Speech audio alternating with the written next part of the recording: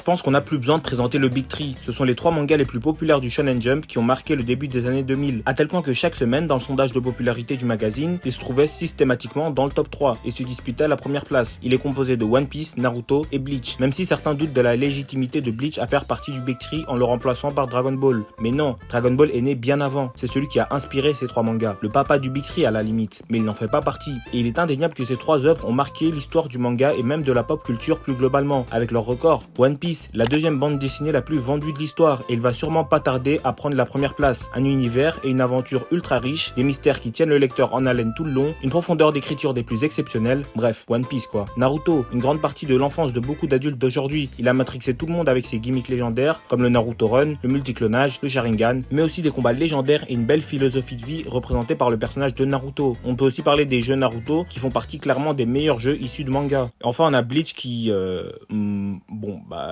c'est Bleach quoi. Si je vous parle de ces 3 mangas aujourd'hui, c'est parce que de plus en plus de personnes, notamment de la nouvelle génération, essayent de nous faire croire que si ça sortait aujourd'hui, ça aurait flop. Le jeu aujourd'hui est beaucoup plus rapide que le jeu d'avant. Zidane aujourd'hui n'aurait pas joué.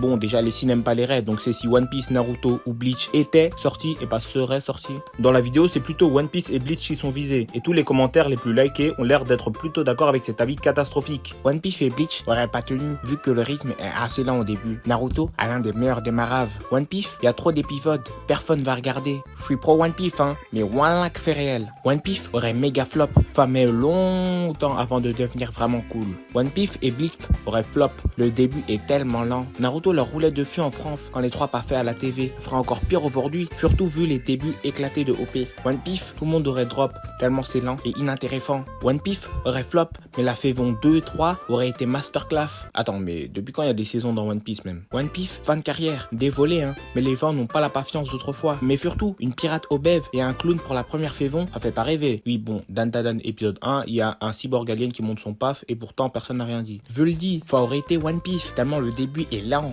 Bleach et One Piece. Le plus gros flop aurait été One Piece et le deuxième, Bleach. One Piece, extinction de carrière et Bleach. Le seul qui aurait flop, ça aurait été One Piece. One Piece fait vraiment 65 épisodes pour être potable, intéressant à partir de Dressrosa. Oui bon, toi tu nous prends pour des cons, tu vas nous faire croire que t'as regardé 600 épisodes d'un animé que tu trouvais juste potable et pas intéressant. One Piece aurait flop. Si One Piece sortait aujourd'hui, l'animé aurait flop et donc les ventes du manga auraient chuté. One Piece et Bleach, évidemment. Mais un genjutsu de ce niveau n'a aucun effet sur moi, vous allez pas réécrire l'histoire comme ça. Et aujourd'hui, je vais vous démontrer pourquoi ça n'a aucun sens de dire ça. Avant de commencer, n'hésitez pas à rejoindre mon serveur Discord en description. Là-bas, on parle de tout, vous pouvez donner des idées de vidéos, échanger avec moi, avec la communauté, etc. Sur ce, on peut commencer. Alors tout d'abord, il faut replacer la sortie de ces mangas dans un contexte particulier. Dans la fin des années 80 jusqu'au milieu des années 90, le monde du manga a connu un véritable âge d'or, avec l'apogée d'énormément de mangas devenus cultes. Slam Dunk, Yu Yu Hakusho, Ranma 1/2, Hokuto no Ken, City Hunter, Captain Tsubasa ou Olive et Tom, Sailor Moon, Hajime no Ippo, JoJo's Bizarre Adventure, Senseiya et surtout Dragon Ball. C'est simple, les mangas n'ont jamais été aussi populaires au Japon qu'à cette époque-là. Entre 1993 et 1995, le Weekly Shonen Jump, donc le magazine de prépublication le plus populaire, atteignait un pic à 6 530 000 ventes en moyenne par semaine. Un exploit que même le Big Three n'a pas réussi à effleurer, parce que le pic des ventes du Weekly Shonen Jump à l'ère du Big Three n'est entre guillemets que à 3 500 000 ventes, ce qui est déjà énorme. La France découvrira Dragon Ball et d'autres animés pour la première fois grâce à l'émission Club Dorothée. La fin de cet âge d'or est marquée par la fin de Dragon Ball en 1995. Durant cette période de transition, le Jump essaye alors de trouver des successeurs, ceux qui vont reprendre le flambeau et qui vont faire perdurer le magazine dans les années à venir. Des dizaines et des dizaines de mangaka vont s'inspirer de Toriyama tout en créant des histoires qui ont leur identité propre, et c'est dans ce contexte que sont nés One Piece en 1997, Naruto en 1999 et Bleach en 2001. Ces mangas n'ont pas connu le succès de Dragon Ball au Japon ni dans le monde entier. En même temps, comment tu veux faire plus légendaire que la légende en personne? Cependant, ils ont bénéficié de l'explosion du marché international avec internet, les forums et les chaînes de manga à la télé. C'est eux qui ont porté le Jump durant l'après Dragon Ball, et aujourd'hui c'est One Piece à lui tout seul qui le porte, tel Atlas portant la terre sur ses épaules. Maintenant, en sachant ça, comment vous pouvez affirmer que si ça sortait aujourd'hui, ça n'aurait eu aucun succès? Je vais plus parler pour One Piece et Bleach parce que c'est eux qui sont visés dans la vidéo. One Piece et Bleach ont conquis les lecteurs dès leur début, malgré tout ce que vous pouvez dire dessus, et ça à une époque où la concurrence était très solide, que ce soit dans le Jump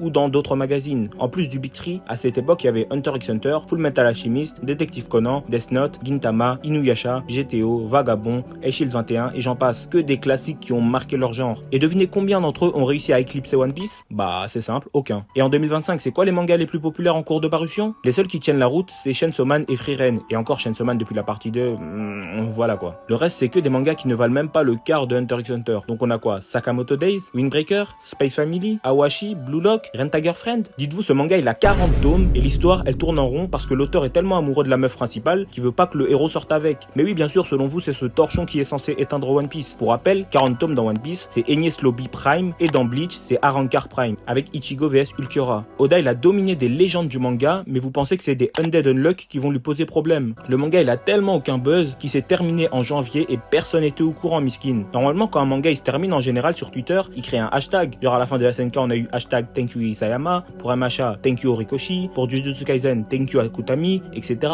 Mais Undead Unluck s'est tellement passé inaperçu que personne n'a remercié l'auteur. Après bon, on connaît même pas son nom, c'est peut-être pour ça. Vraiment, le palmarès de ce manga, Fuko a un gros bonnet et un gros bonnet F que Andy n'hésite pas à toucher sans qu'elle soit trop consentante. Ensuite, on a Kagurabashi. Bon, ça c'est juste éteint, j'ai pas besoin d'en rajouter. En même temps, le manga a percé à cause des trolls sur internet qui disaient que c'était le meilleur manga alors qu'il était même pas encore sorti. Et finalement, ce troll a bien marché vu qu'il a son petit succès aujourd'hui. Mais bon, on est très loin de Bleach et One Piece quand même. Il y a aussi Dan Dadan qui est sympa, mais sans plus quoi. C'est le genre de manga, tu les lis, tu sais que tu vas pas regarder une dinguerie, mais ça fait le café quoi, c'est divertissant. En gros, comparer la concurrence d'avant à celle d'aujourd'hui, c'est une bombe d'hydrogène contre un bébé qui tousse. En fait, ce qu'il faut comprendre, c'est que l'âge d'or des mangas est terminé depuis bien longtemps. Et je pense pas qu'un jour on connaîtra un nouveau pic qui se rapproche de celui de la fin du 20e siècle. Et ceux qui pensent que One Piece et Bleach n'auraient pas percé aujourd'hui, bah sachez que c'est littéralement l'inverse. Si les mangas d'aujourd'hui sortaient à l'époque, beaucoup n'auraient pas percé. Et ça, c'est la vérité. Imaginez Demon Slayer avec une animation style début des années 2000. Et bah je vous jure que ça aurait même pas eu plus de buzz que Fruits Basket. Déjà, les dessins du manga sont moches. Si l'anime est pas là pour carry, le manga il finit dans les poubelles de la Shueisha. Et j'ai encore tapé sur Undead Unluck, mais il y a aucun monde où ce manga dépasse les 15 chapitres pendant l'âge d'or. Alors qu'aujourd'hui, la concurrence est tellement inexistante qu'il a réussi à avoir 27 tomes quand même, ce qui est déjà pas mal. Allez, MHA, Jujutsu Kaisen et Fire Force, à la limite, pourquoi pas, auraient été des bons concurrents durant l'âge d'or. Mais pas de quoi inquiéter Bleach ou One Piece quoi, abusez pas. Et encore, Jujutsu Kaisen, je suis pas sûr, parce que comme je l'ai dit pour Demon Slayer, si ça sort au début des années 2000, ils auraient tous eu droit à un animé fleuve avec des fillers et un rythme qui laisse à désirer. Et aussi, il faut pas oublier que si One Piece et Bleach sortaient aujourd'hui, bah il y aurait pas 1000 chapitres pour One Piece et 700 pour Bleach, vu que les deux mangas viennent à peine de sortir. Et surtout, si ces mangas sortent aujourd'hui, il faut se remettre dans le contexte de leur sortie. Aujourd'hui, quand les gens commencent Bleach ou One Piece, ils s'attendent à regarder un classique parce qu'ils ont une réputation, parce que ce sont des incontournables du manga aujourd'hui. Mais dans la timeline où One Piece et Bleach commencent en 2025, bah ils n'ont aucune réputation vu qu'ils viennent de sortir. Donc les gens commencent à lire le manga sans aucune attente, aucune hype.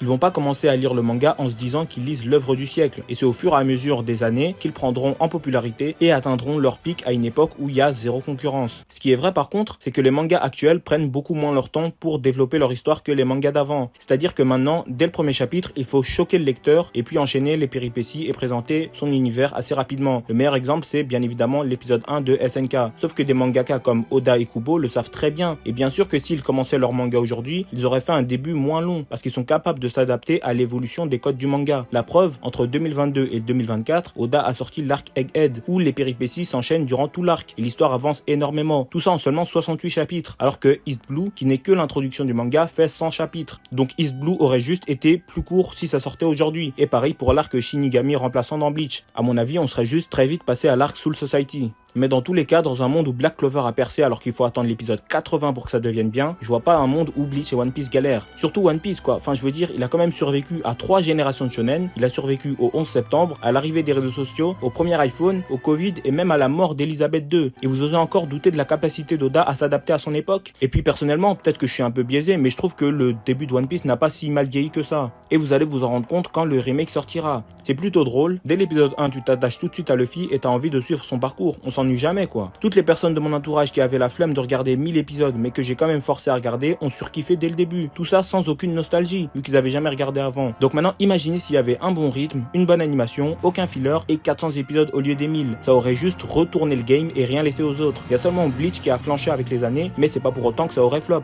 Vu qu'à ses débuts, jusqu'à son prime, c'était quand même très solide. Donc non, One Piece et Bleach n'auraient pas flop aujourd'hui. Ces œuvres ont tout ce que cherchent encore les fans d'anime aujourd'hui. Un univers, des personnages originaux, des scènes iconique qui te procure des émotions fortes. Franchement, un pirate en tongs avec un chapeau de paille qui étire ses bras et un lycéen avec une épée XXL qui sort en 2025, moi je signe tous les jours et je suis certainement pas le seul. Le Big 3 est intemporel, arrêtez de vouloir cracher sur ces légendes. Bref les gars, si vous avez kiffé la vidéo, vous connaissez la chanson, likez, abonnez-vous, partagez. N'oubliez pas de rejoindre le serveur Discord en description. Merci d'avoir regardé jusqu'au bout, c'était Aizo. Ciao.